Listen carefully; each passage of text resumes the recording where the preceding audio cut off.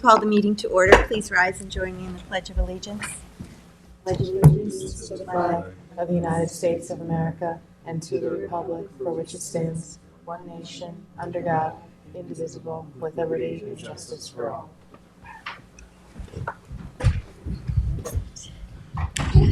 Madam Deputy Clerk, would you please call the roll? Certainly. Supervisor Moore. Here. Councilwoman McNamara. Here. Councilman Iles. It's a long day today, too. Councilman Morton. Here.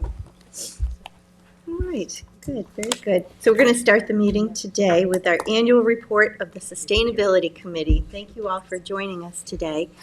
Why don't you, if you want to do a quick introduction for people watching, just start down. Dieter von Geesten, Dieter. ex-co-chair of the Sustainability Committee. Former co-chair. How long were you the chair? It was a lot of years, right? 13 years. Right, great. I joined in 11, and the committee was formed in 08. So now, finito. But that's why he's smiling. But you're still staying on the committee, so that's good news. Lynn Arthur, new co-chair, and big shoes to fill, but I'm the new Dieter. Okay. Evan Mason. Hi, I'm Mark McIntyre. I'm one of the new co-chairs as well. Oh, good. Congratulations. Thank you. Joe Langford. Suzanne Jansen. And Gloria Burke, former co-chair. Hi, Gloria. Good to see you all. Thanks for coming. So you've handed out the update, but you also have it on the screen. I understand some of the graphics might not show up, but we'll see as we go. So why don't you talk us through what we have? Okay, I'm making an opening statement Okay. to the council member, Mrs. Maria. I am taking this as my last sort of official announcement as we voted a new management to our Sustainability Committee, and Gloria and I had decided to retire to make space for the young generation. Here they are. I think that what has happened with this committee over this long time has been quite fruitful, and a special thanks to all of you who have been there in the past to helping us to achieve things. And we appreciate very much that the town council has always assisted in what we have been doing. For otherwise, as we're all volunteers, it would be depressing if you work and nothing comes out of it. So that's my thank you. And that's all I have to say today. I'm handing it over to the new co-chair, Lynn Arthur. Thank you, Dieter. Thank Thank you for your commitment to the committee and the town for all I these mean, years. and you know, Dieter, And Gloria. as yeah, well. Gloria, and the people should know it was because of your leadership that, you know, the board was able to move forward on the sustainability element, the critical addendum to the comp plan, as well as the climate action plan, and is an inspiration to helping us find a number of different ways that we could be sustainable in Southampton, from looking at renewable energy, but also carbon sequestration, the preservation of our environment and our trees, and we're looking at all those different avenues. So thank you, Dieter and Gloria, for your leadership. Okay. So we begin by referencing the 2008 resolution that established the committee. The full copy, by the way, is in the appendix. It's also, there's a couple of attachments. But to summarize, those obligations include advising the town board on economic and environmentally sustainable practices, suggesting programs, recommending policy, legislation, and code amendments, consider ways to develop green jobs, assist with programs to advise and educate, engage with partners, and develop annual reports. And by the end of this meeting, we aim to have touched on how this committee of volunteers have met all the obligations outlined in this resolution. One of the slides that didn't come through. Well, these are the policies, programs, and local legislation that serve as our guiding principles. And we pay close attention to the regulatory environment. For example, In July 2019, the Climate Leadership and Community Protection Act, also referred to as the CLCPA, set targets for sourcing electricity from 100% emission-free sources by 2040, while the town set a similar goal to be 100% renewable by 2030. The 10 icons across the bottom were lifted directly from the 400 Plus plan. They represent the 10 focus areas in the plan. Today we will touch on 6 where the committee has been the most active. The 6 slides that follow contain the goal of each focus area exactly as it appears in the 400 Plus plan. And the rectangles on the left side of each slide correspond to the associated topics recommended in the plan for that focus area. Our aim with the format of these 6 slides is to provide the audience a point of reference if you want to dig in further later. Links to these documents are also in the appendix of this presentation, and we hope this presentation will be posted on the sustainability website, the town website. And now over to Evan. Hi, I'm Evan Mason. I live in Sagaponack, and I thank you so much for having us. I was thinking about who we are, because we know who you are when you run for office. You have to post resumes, you have to introduce yourself to the community, and we know a little bit about what you think because of that. But who are we? Yes, we're volunteers. So I wanted to sort of fill that in. Oh, you can see it on the thing. But we have a lot of experience. We're retired, semi-retired, not retired. We would like to get more young people, which is something I didn't run by everybody, but I think young people would be a good thing to, a good group of people to include, more than we are right now. We have building science expertise, engineering expertise, public event planning expertise, community organizing expertise, affordable housing design, contracting, we have a contractor, landscape design, community composting expertise. We have a lot of expertise, and that's not to, it's a way of sort of saying we can be helpful to you in various ways. One person will pop up and say, oh, I have this expertise, and I'd like to share what I know. So, and thanks to the way the committee has been running and been run, we're able to say, oh, I'm really interested in composting, and get somebody who's really good at that and can pursue that. So I just wanted to give that by way of background. The next slide is that this is sort of an outreach and education slide. We are pursuing a vision of expanding our efforts to really get out there in the community, to amplify your message, to explain, our stances, like if you want to take composting or any of the other issues, gas lease blower, whatever the issues. We're out there as a resource to the community, and we want to partner with you to help you, get out your message. Or if we're out in, say, an Earth Day event and we get feedback, we want to make sure that you get that feedback. And you're out there in the community a lot too, so hopefully we'll be hearing the same messages, but sometimes we may not. And then the last thing I'm going to say is that in the summer, I have a sort of a personal interest because I'm a part-timer. I know that's not cool to say sometimes, but part-timers impact our greenhouse gas emissions.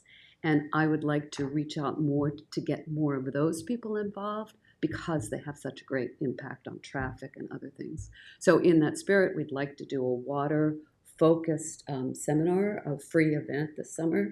Mark will talk about that more.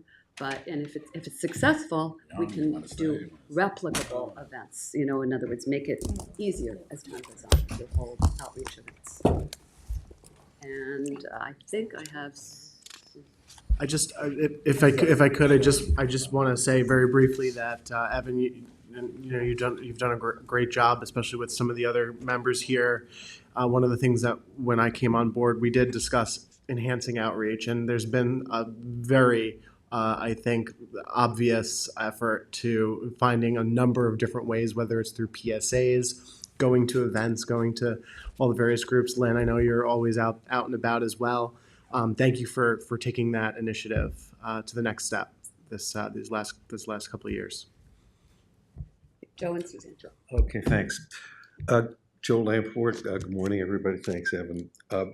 So my topic that I'm talking about today is composting, but more broadly, it really is zero waste management to be understood. It's sort of the flip side. America's great productivity is what a wasteful country we can be, and paying more attention to our waste and what we can realize the incredible value that's contained there is something that is core to what we're doing. So we start with compost, though, because it's the low-hanging fruit, if you will, or more appropriately, the rotting fruit that's available for us to really seize on. The EPA estimates that as much as 25% of all the waste that finds its way to the country's landfills and incinerators are consists of food scraps, and that's just insane from a public policy and environmental point of view, because you're paying for the trucking costs, you're generating excess greenhouse gases when those food scraps end up being burned or dumped in a landfill. Much more rational policy is to keep it close to home and make compost with it. So we've been very active the last couple of years in dialogue with Tom Houghton, the town engineer, encouraging him to try to find a way to make that step forward. We're really hopeful this year we would get a breakthrough and set up a small pilot program. We are delighted to be here today, sitting to report that Tom has embraced this approach wholeheartedly, not with a small pilot, but we've actually, Tom's and his crew have set up compost bins or food collection bins at 3 of the 4 transfer stations already, and soon we're going to add the 4th at West Hampton Beach. So we're in the game, and that's really fantastic news. Did you say 25% of the materials that go to the transfer stations are food waste? This is a nationwide estimate by the EPA, but that is, if it's consistent with practice elsewhere, that's absolutely right. Wow, that's so that's surprising. That's a huge opportunity for us from a enhancing sustainability point of view. So, but what everybody has learned so far in this process is in composting, if you build it, they won't necessarily come. There's a very slow ramp up here, and that's really primarily because when you talk about this, you're really talking about people's daily habits at home, what they do in the kitchen, what they do with their trash. So it takes time, and this has been consistent. All the other towns on the East End that have already started down this path, in Southold, Riverhead, and East Hampton, have seen very, very gradual change in residents in terms of accepting this opportunity. And our initial experience here in Southampton has been the same. The first month Tom was collecting in Hampton Bays, we got a total of about 300 pounds of scraps. That's out of a capacity of 2 tons a month that he can collect. So we've got a lot of headroom, if you will, a lot we can do to improve this, and this fits in exactly with what Evan was talking about. Our primary focus now on the committee is outreach, getting the word out about what this is, why it's so useful for both residents as a way to save money. If they're self-haulers, they can reduce the amount that goes into their green bags and save money. Can save money for the town by reducing trucking costs to get the green bags off to the landfill, and we can make a dent in greenhouse gas emissions as well. So it's really win-win-win. Our outreach efforts are going to be across the board. We're going to be making appearances at local civic association meetings, wherever we have an opportunity to have a speaker. We're lining these things up. We're also going to be at the summer markets. We've been in Sag Harbor up until now. We're going to be at Southampton and West Hampton Beach this summer as well, we hope, with a bin. So we're working with the town. Tom is going to arrange to have trucks come to pick the scraps up from bins at the summer markets. So hopefully over the next 6 months, we'll see a real upsurge. We have a total of 6 tons of capacity of food scraps into the current setup. So hopefully between now and the summer months, we'll really be able to move the needle and see a substantial increase there. And that'll be 8 tons once the West Hampton containers go in? No, because we can't, the Sag Harbor only collects, so the tonnage is a function of where you're actually making the compost. We'll only be making compost in West Hampton Beach, North Sea, and Hampton Bays. There's just not enough room in SAG for us to be actually composting there. Mm-hmm. And that's really, that capacity limit is fairly low, given the population of 70,000 people. But we can increase that over time if we go through a permitting process. That's just as we've registered, the town is registered with the DEC to facilitate the compost operation. But if we go through permitting, our capacity would be substantially increased. So it's good news. It's really good news, and we want to get the word out, and that's our job now. And I know, Joe, you've been advocating for this for a while, Mark. And I just want to mention that a lot of the progress that Tom made on this is because of a lot of the work that Councilman Pell actually took the lead on some of this and really helped this to happen. So thank you for your work on that. It was a team effort. Yeah, Tom's very interested in this Yeah. sort of thing, so we've got a good guy to work with Yes. on the staff. I compost at home, but I have chickens. That's Feed it to the great, and a chickens. lot of the community was happy about it too, having this opportunity that Well- we got feedback. Well, one thing that I think everyone who starts down this path realizes is there's a great benefit just by participating in these programs, because it makes everybody so much more aware of what waste they generate and what they can do to have an impact. And so I think there's a real important participatory element here about getting as many people in town involved as possible. I think that's a good point, because, we're not all mindful of what we do each day. We have to be more intentional, and this would really help Absolutely. people be more aware of what they're producing. Well, thank you for that. Thank you. Oh, let me introduce, sorry about that, Suzanne Jansen, who's going to talk about plastic waste. Good morning. I am Suzanne Jansen. I live in East Quogue, and I'm here to speak about plastic pollution, a critical issue that affects our environment, our health, and our future. It's not just an abstract problem. A Siena poll that was taken in May of 2024, 83% of New Yorkers agree that plastic pollution is a societal problem. One practical and impactful step Southampton Town could take is to implement a program called Skip the Stuff.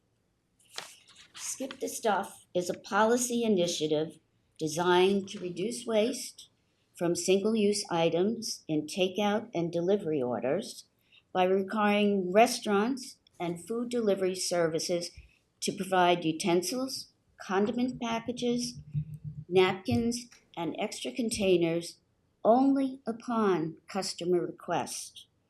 This initiative helps cut down on unnecessary waste, benefiting the environment and promoting sustainable practices.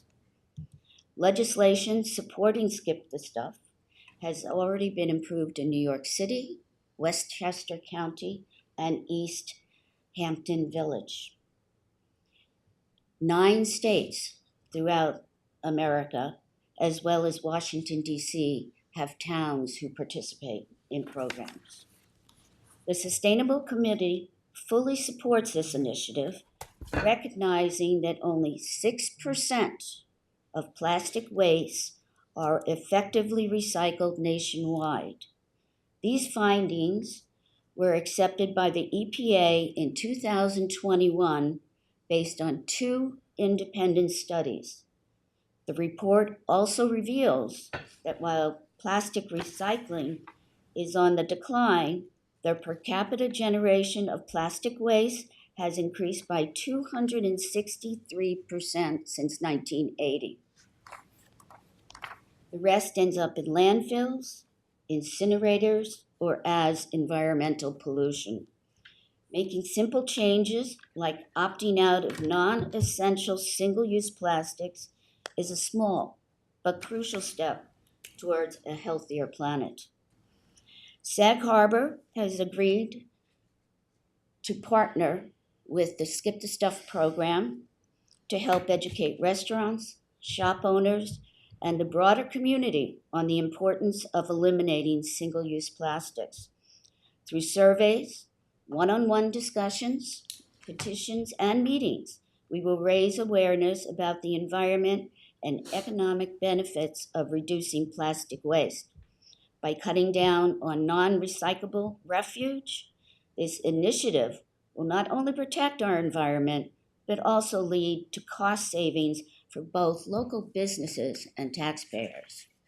A 90-day pilot program will be conducted for the months May, June, and July of this year.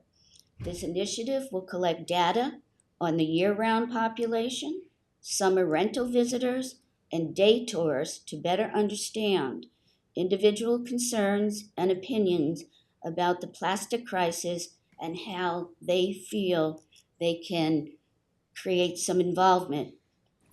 The insights gathered from this campaign will be invaluable to ongoing community and policy discussions on this pressing environmental issue.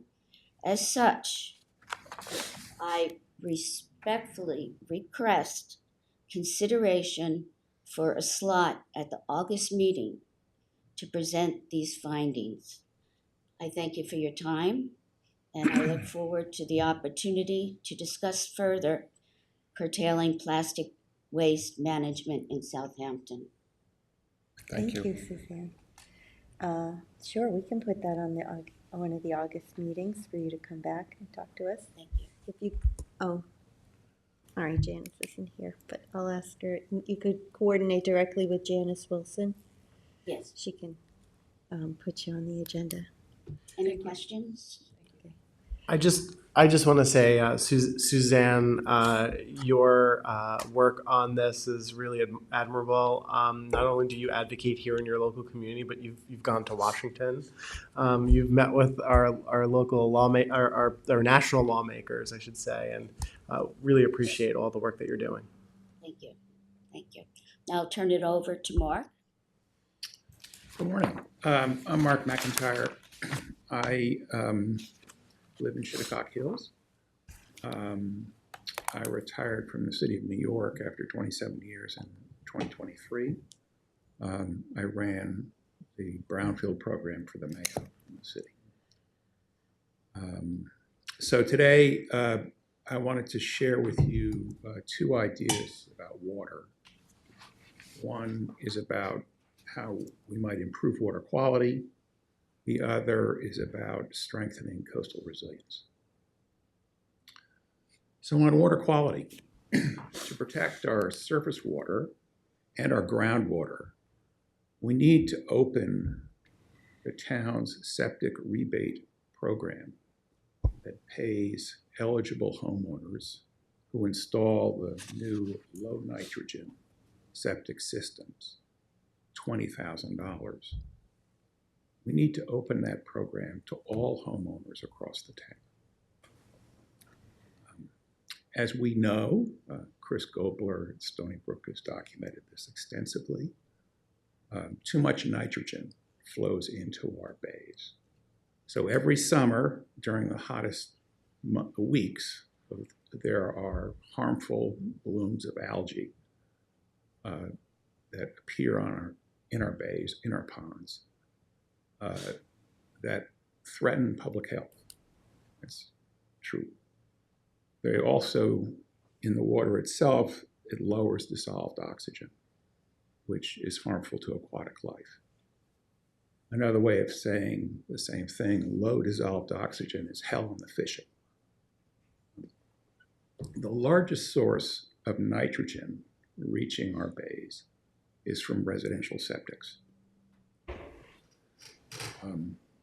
But what's interesting is that the only new low-flow septic systems that are being installed in Southampton today are new construction, where they're forced to implement this innovation, not existing homeowners. The rebate program that we have covers less than half the town geographically. And it benefits those who live closest to the water. In other words, there's an equity issue here. regular folks who live further back from the water, if they were to upgrade to low nitrogen, they get nothing. So as we consider this program, we should look to the East Hampton septic rebate program. There, no matter where you live, if you upgrade, you get the rebate. We should do the same thing here. We need to encourage far more homeowners to make this switch. It's a difficult one. You know, it requires tearing up your lawn. It's not easy. We need far more homeowners to do this, and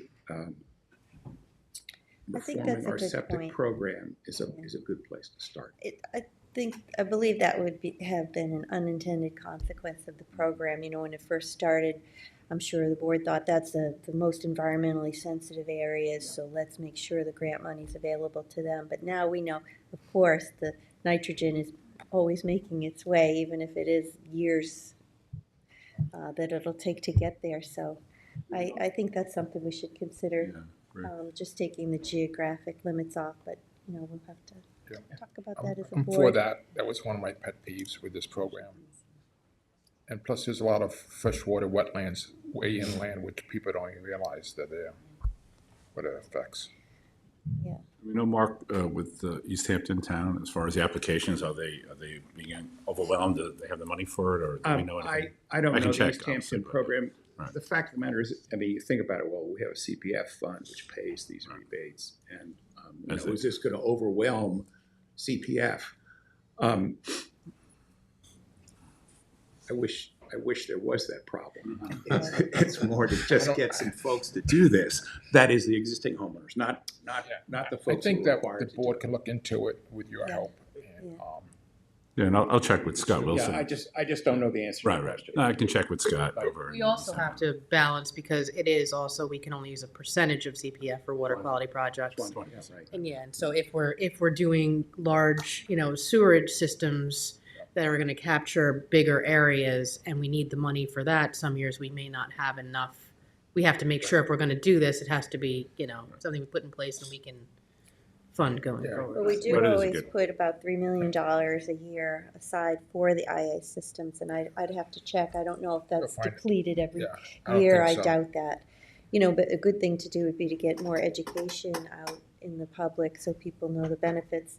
Although it's not helpful that there have been issues with the systems that, some aren't performing as well as they were suggested that they would. Will And require maintenance. yeah, and that Stony Brook is, looking at a new feature now to add like a wood chip section of it. So things keep changing, and maybe that's why there's a little reluctance for people to jump in. Oh, was it? They got The approved new for that system. Oh, excellent. We have to find a balance. Yeah. But we've definitely talked about that the issue of it should be applied to the whole town. It makes sense, obviously. I mean- And there's that economic imbalance too, right? We shouldn't also forget that the Suffolk County has that tax money, and they need to ramp up their part of it, that maybe we can prod them to get, because there's gonna be a lot of money from the 1/4% or 1/8%. It's already, Yeah, it's already active. I mean, you can apply through the county. So the thing is that you can bundle funds. Right. You could get county funding. And in fact, when you apply for septic improvement funds through the town, it is also stated that you can also do so through the county. Yes. So because the town's funds can't cover it alone. You need, especially if you don't have the income, you would, as an applicant, would want to actually apply with the county as well. Right. But maybe through, since there is a way for applicants to get county funding as well, perhaps for folks that aren't in low-lying areas that wouldn't qualify, maybe we can sort of tweak the law that if you are in an area that isn't really considered the critical area, you can receive a percentage of that coupled with whatever the county gives. I mean, there's ways that I think we Yeah, can. I just didn't want to lose sight. We've also got that. Yeah, opportunity. absolutely. I mean, there's more outreach needed too, because I think a lot of people don't understand, like you made the comment about ripping up your lawn, and people don't understand where you can't use the county grant to do landscaping and remediation. The town grant can be used for that. So that kind of, when people hear that, they're like, okay, well, if I can use the funds for that as well and fix what gets damaged, then, they're more inclined to want to sign up. But a lot of people don't know that they can actually use the funds, the town funds for that. Evan reminds me, our committee's seeking to have a presentation this summer for residents about these new systems. Oh, good. And also about proper lawn care management. So we hope to do that in July.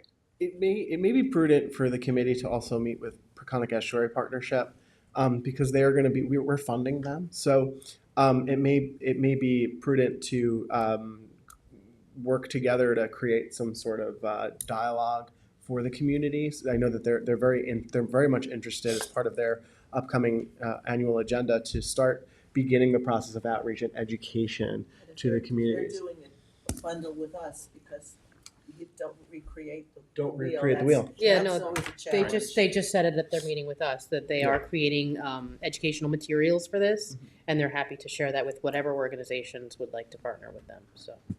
Just one. Where's your excuse me. presentation that you're talking about for this in the summer? What's that going to be? We haven't solidified it. We have some ideas. It would be free, obviously, in the town, and it would be easily accessible. I have some ideas, but no commitments. You might want to do it east and west. Yeah. Well, the idea is to do a replicable event, so maybe we do, and maybe two a year, one during the summer, one winter. That's what we're playing with, but we can't get going before July. I mean, that would be our debut, if you will.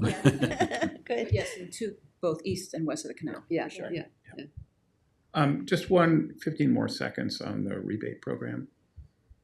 According to one of the distributors of the new systems, the town unfortunately has a reputation of being a slow payer.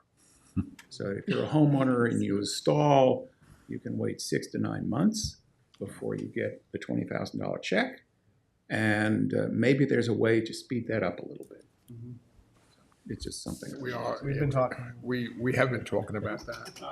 You're way ahead. Not sure why that's Yeah, happening. but good that you brought it up, so it lights a little bit fire underneath other people. Yeah. So you're up on it. So, okay. No Sounds need, good. no need Try to to streamline the paperwork Yes. on this end. The whole town hall. Well, thank Not you. only just that department, it's a couple others. Okay, well, good. Looking for a solution there. Yeah, thank you. The other idea was coastal resilience. Just take a moment. The a really important way to strengthen coastal resilience in Southampton is to create more wetlands on town-owned land, on the waterfront, of course. Wetlands absolutely play critical roles in environmental protection. They absorb wave energy. That's where the coastal resilience benefits come from. Wetlands function as a nursery for all aquatic life.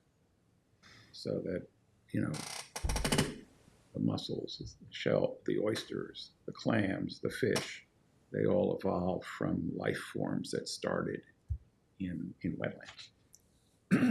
And wetlands also hold back pollution, land pollution from reaching the waters. It's like a filter system. So they're absolutely critical.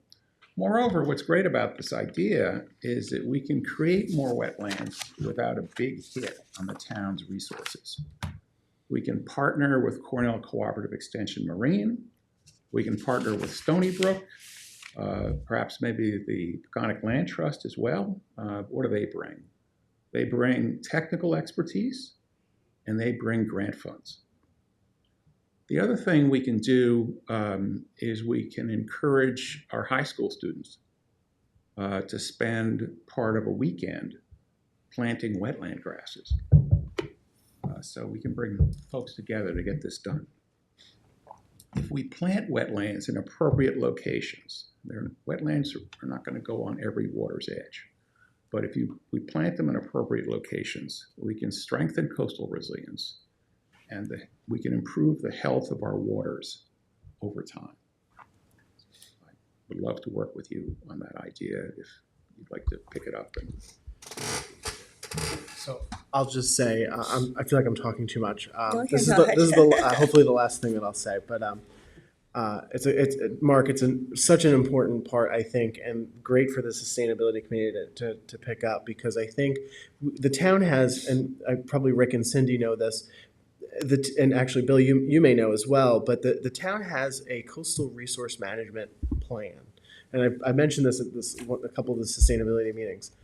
That could be a guide to helping identify where these coastal resilience efforts can actually be aimed.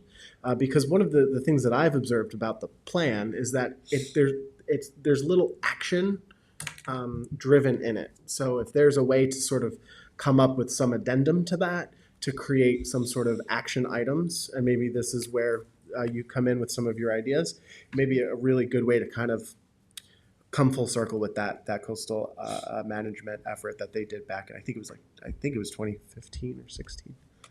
I would think also you'd want to meet with Marty Shea, who's the Yes. head of our environmental division, because I'm sure he's got a lot of good ideas about Yeah. where this could go. I was going to say, this is music to his ears. Yes, Everything you just exactly. I said. think he Mr. would love Wetlands. this. He's been advocating for years and years. I mean, we're doing it with Be private hardening the properties. coastal.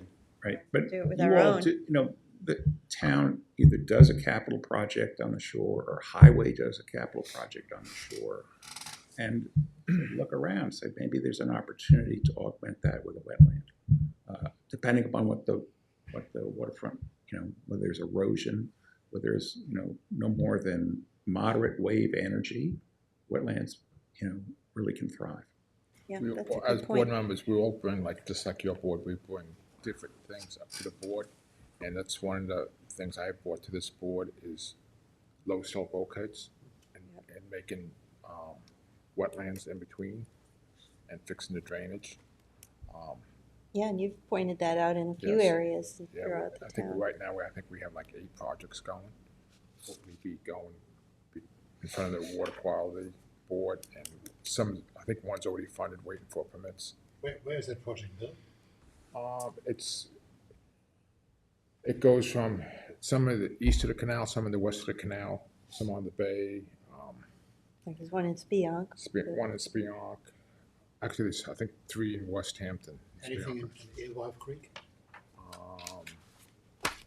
Not yet. We're still looking at that one. We want to talk to the county about fixing the culvert that goes underneath the county road. Yeah. But we have something going on Trout Pond. Trout Pond Culvert, yep. That's a big project with a fish ladder there. Corwin Lane in Hampton Bays, redo the Hampton Bays, redo the boat ramp and fix it so the water doesn't run from that development to the east of Corwin down into the water, into the wetlands. And the water, what runs down the road, what does it go into the bay?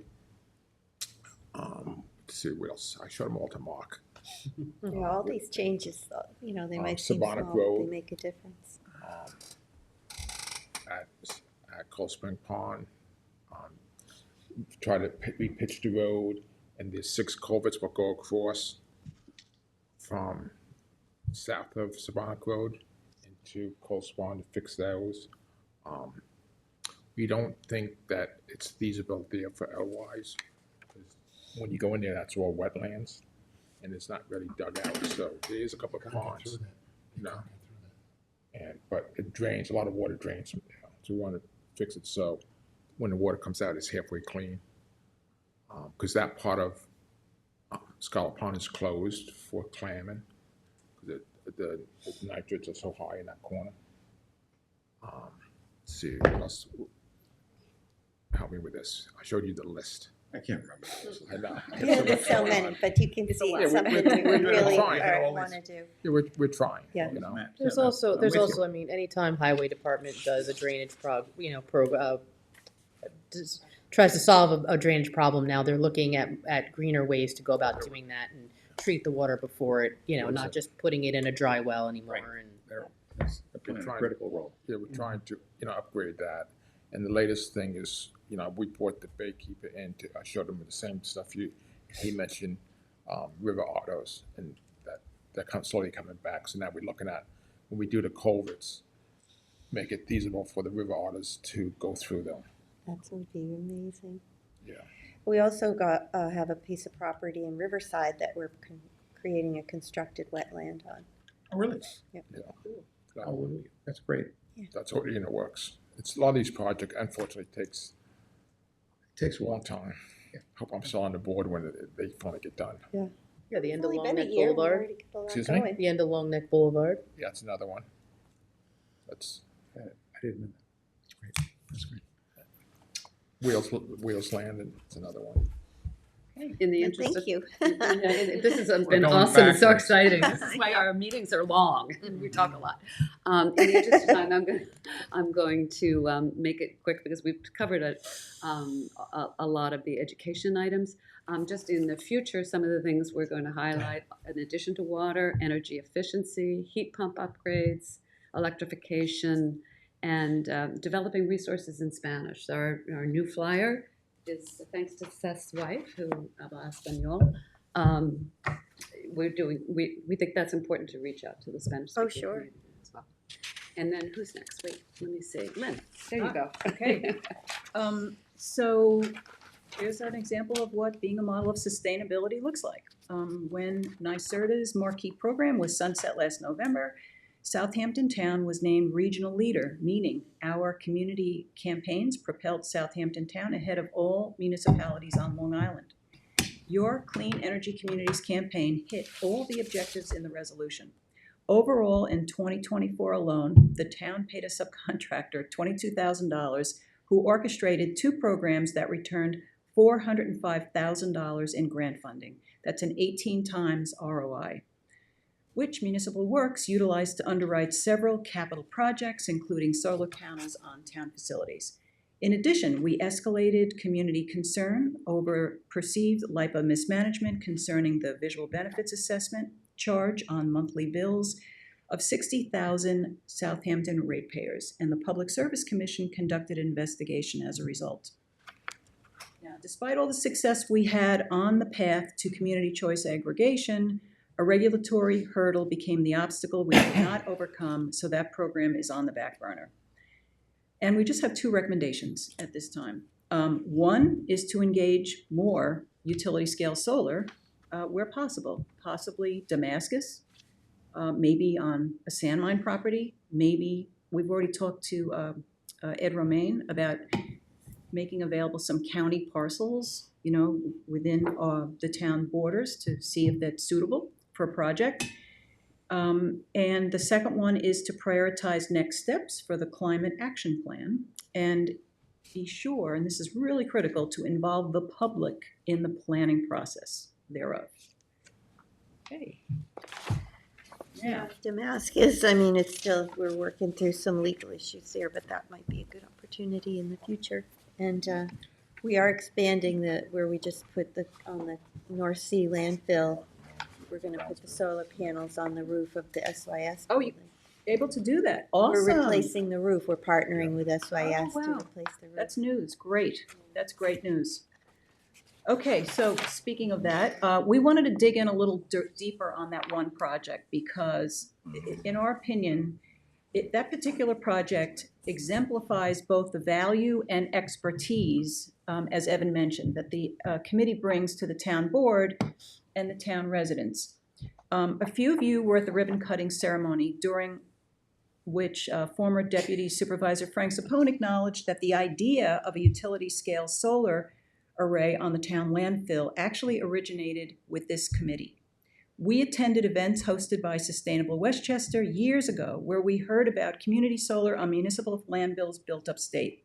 We brought the idea back to the committee, introduced the concept to board members and town staff. Now, this chart that Dieter's holding up. Vanna,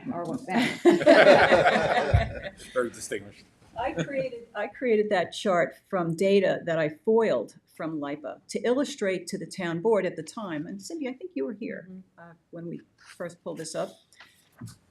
to illustrate how a utility-scale solar array on the North Sea Transfer Station is the right project at the right location at the right time. Because as a result of the pandemic, density grew tremendously, and as a result, so did the demand for electricity, in this case between the canal and the border with East Hampton. That's known as the east of the canal load pocket, which is exemplified on the bottom. You could put that down now, Ben. Thank you. So in the years that followed, the town engineer, deputy supervisor, and town board drove the flawless project that resulted in the construction recently completed. The committee was not involved in any of that. However, the committee did recommend the town engage in round 3 of NYSERDA's Clean Energy Community Grant Program and recommended the town board prioritize low-income households for benefits. As a result, about 500 residents, of which 25% are from the low-income community, and the majority of the town's PSEG accounts became subscribers, who will receive approximately 8% off the annual cost of electricity for the duration of that contract. So that's like getting 1 month free electricity for 20 years. The town will also receive $1.6 million in lease revenue over the same term, and an estimated 733 homes will be powered by electricity generated from 100% renewable energy. And I heard at the ribbon cutting ceremony that 70 local prevailing wage jobs were generated during construction. So, and finally, as it relates to leadership, the town of Southampton has the added distinction of being the first municipal-led operational community solar project on Long Island, and I understand the bill credits are finally going to start flowing next month. I heard that as recently as yesterday, but we'll see. Well, thank you for everything you did to get people to sign up for those credits. That was a lot of work, I know, and you were attending a lot of events and getting the word out.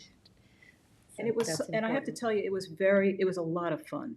It really was. To talk, the people at Riverwoods in particular, I was there at least 12 times.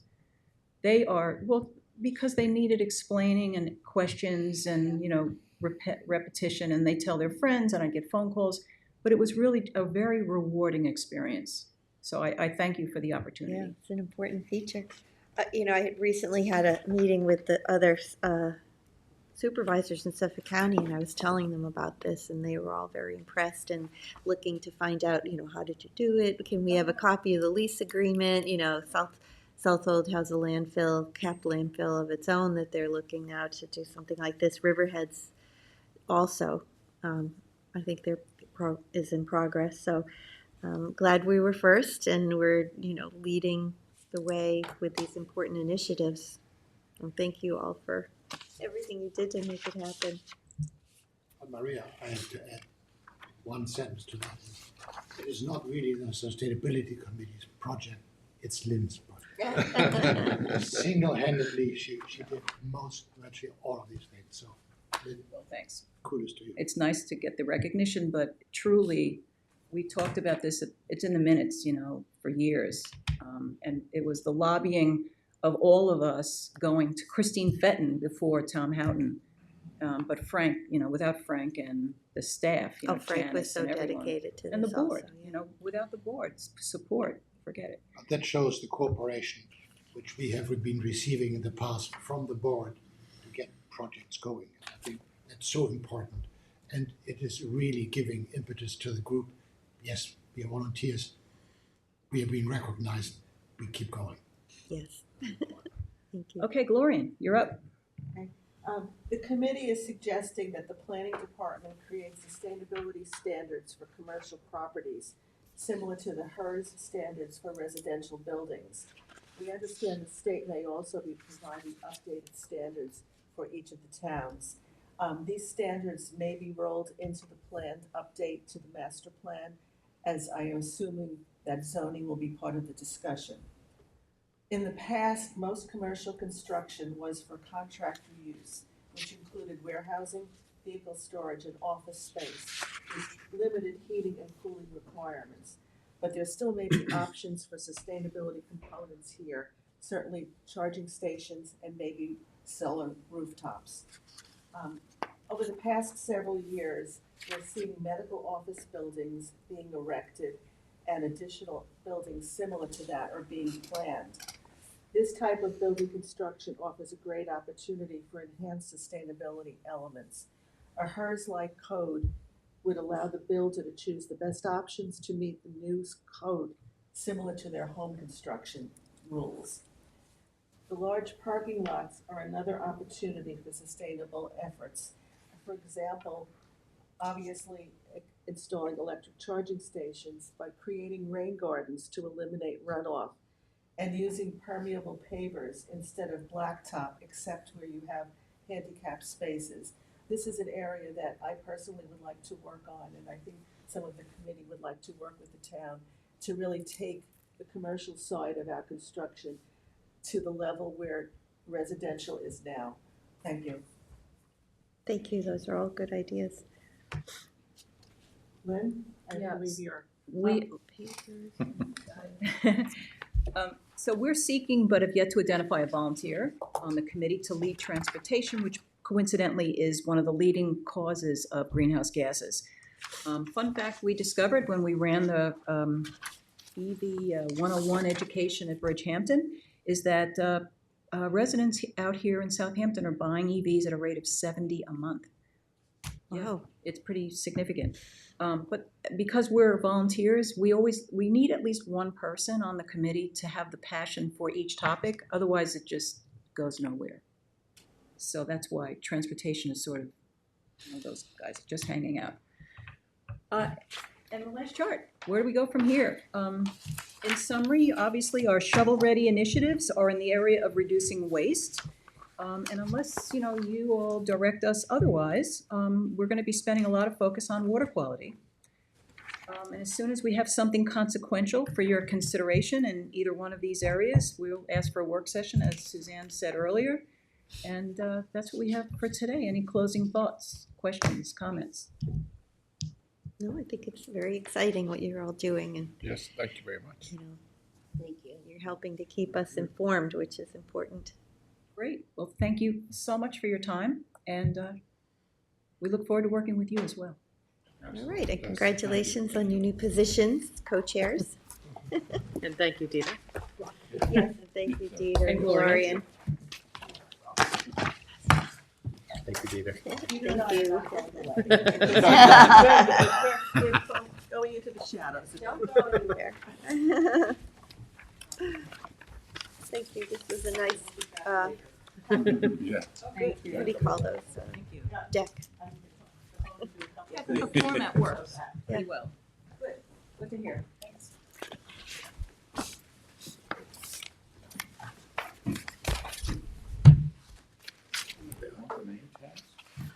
We could just put them over on that desk if you don't want. Thanks. You can save them for next time. Yeah. Escape.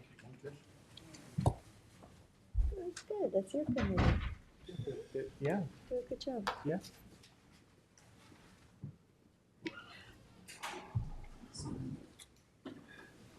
Well, that brings us to our supervisor and town council member updates. Rick, would you like to So bring us up to speed Supervisor and I got to spend a very chilly day, Saturday morning and Saturday afternoon at Good Ground Park for the Great Easter Egg Hunt.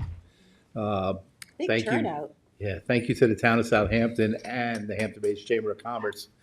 Whoever stuffed 16,000 eggs should get some kind of proclamation from us. And we did have over 400 kids running around collecting their eggs.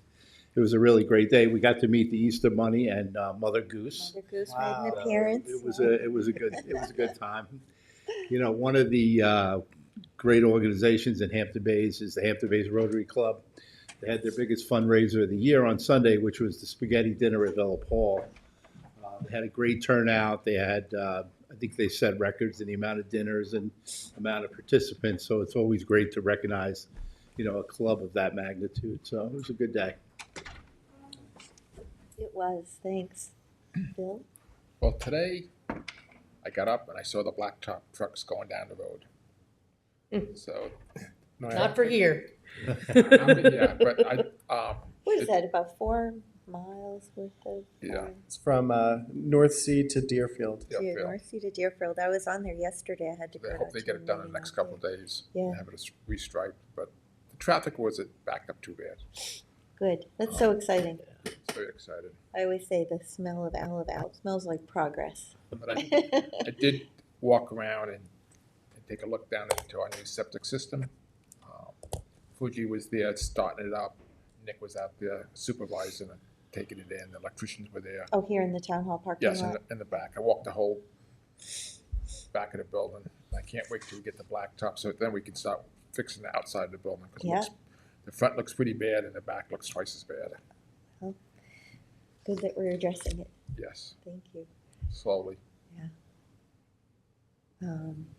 Yeah, and on Saturday, in addition to those things you mentioned, Rick, there was a pancake breakfast at the senior center that the youth group put on, and they did a very nice job. There were a lot of people there enjoying the pancakes. Yeah, but I've attended that over the years. They do an excellent job, and the kids seem to get younger and younger, and they're bringing kids to sing a little bit. It's always a great time. Yep, it was nice. And I did have I was out in yesterday, Sag Harbor, because we had a East End supervisors and mayors meeting, and one of the topics we discussed was tick control. And Dr. Scott Campbell was there from the county's advisory committee, and he spoke for an hour. Everybody was so interested in the different aspects of it. He brought different types of ticks and vials, and he told us how to check for flagging your yard. You can put a pillowcase or a towel on a stick and just walk it around the perimeter. That's where most of the ticks are, to see if you actually have them and what kind. And he said they don't jump or fly, they sit and wait like this for someone to walk by, and then they just latch on. So he talked about different preventive measures, and unfortunately there was nothing about reducing the deer population. So maybe that's something that our board can look into, how to address. I don't know about reducing, but controlling. I mean, North Haven has these stanchions where they have some kind of pesticide that the deer has to walk through to get to the container of corn, and then it kills the ticks on the deer. But it's pretty costly. There's a number of, I remember the Tick Control Advisory Committee from the county. There are a lot of different perspectives on controlling for ticks and also the deer population. So. Yeah. This is another area where controlled burns actually help too, All right, Michael, that's all I have. So over the weekend, I joined the Eastport American Legion for we honored Dylan Wayrich. He's Eagle Scout. His work was to create a memorial at the Eastport Cemetery for all the firefighters who passed on. I was there with County Forest Commissioner Rudy Sunderman. So it was really, really nice, and he did something really great that the community is so proud for, and he thanks the board for us giving him. I know that there was a proclamation that we gave him, so thank you everybody for your support on that. Also, last night I was at the Noyak Civic, and I was there with our Assistant Parks Director, Daryl Baumer. It was a very fruitful discussion. One of the single topics was about the Kabamba in Trout Pond, and we kind of took a consensus on whether or not we want to keep raking the Kabamba out, or if we want like a group like PEP or Surfrider to kind of do some sort of analysis first before we continue to do that, because there's a lot of different perspectives on whether or not that affects the aquaculture, the continual raking of the Kabamba. So it was a very great meeting, and I appreciate the Assistant Parks Director for being there. Did you decide on? Yeah, we're gonna do it. Science first. Science first. Move ahead, and I think that's the right decision. You might be able to find something that eats it. I think Tommy John's going to still be there pulling it out. No. Twice a year he was down there doing the Kabamba. It's true. Jay's there beating the drums. So that's all I you're have. gonna hire somebody to analyze? Well, we're gonna talk to PEP first. Let's see if it's part of what they do. I know that when I talked to Dr. Joyce Novak, she said that they would be happy to look into it. And again, we help fund a lot of their programming. So I think let's talk to them and see what they have to say, and we could at least come up with some sort of report at the very least, at least a preliminary report, just to kind of what's going on in the pond and whether or It not makes sense if you're just dispersing more seeds and that's the whole creating thing. more, then it's. Correct. I mean, has that been going on since you said you used to? Oh, no, swim I used there? to swim there as a kid. There was no Kabamba.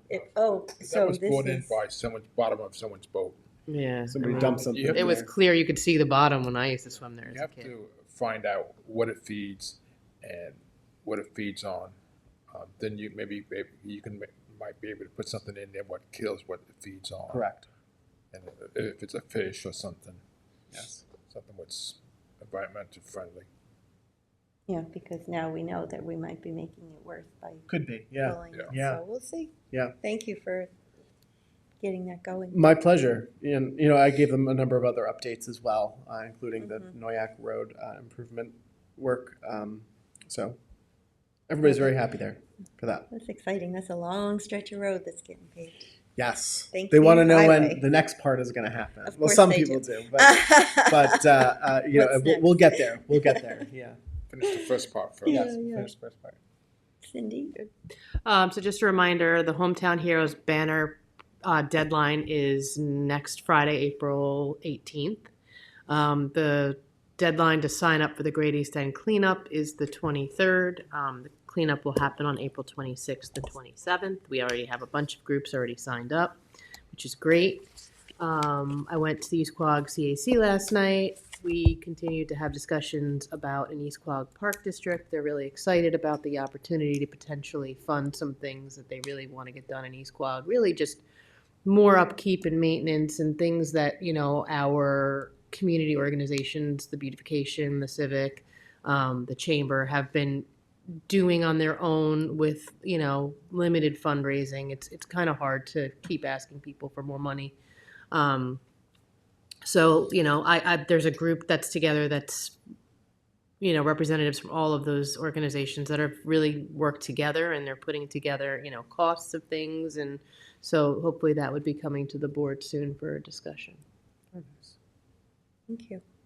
And that actually spawned another discussion. So I'm meeting with Kathleen Murray and our controller Dorota and Kristen Doulos from Parks, and we're looking at the Parks districts as a whole and how they function and how they're funded, and potentially making some changes there as well. Yeah, oh, good. It's always good to take a second look at things, see how they're working. Yeah.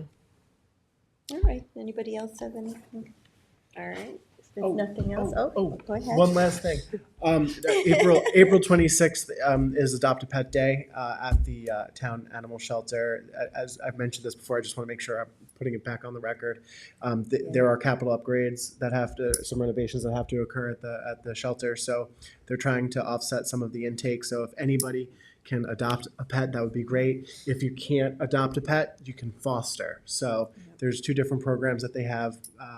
We hope that you could get down there on April 26th and help them out. Thank you. Thank you. Maria. I know. We'd love to. Tom's, All right. Tom's watching and he wants a dog. Yeah. Oh, are they, so our weekly update on the asphalt for the parking lot here is next week?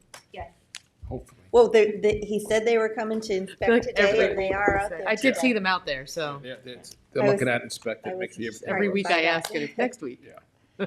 Unless it's raining all week long. All right. Let's hope not. No. All right, so then if there's no other business, I move to go into executive session to discuss personnel, contracts, confidential legal advice, acquisitions, and then close. Second. All in favor? Aye.